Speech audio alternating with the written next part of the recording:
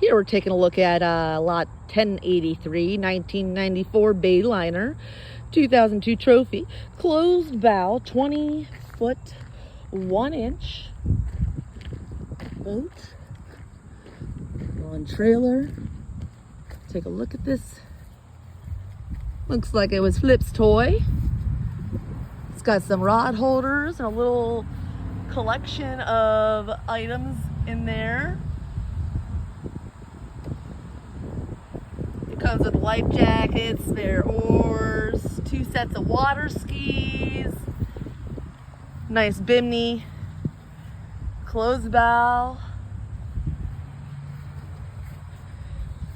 It looks like you got a Nissan 5 and Force by Mercury Marine out here. Get this boat. This little toy could be yours.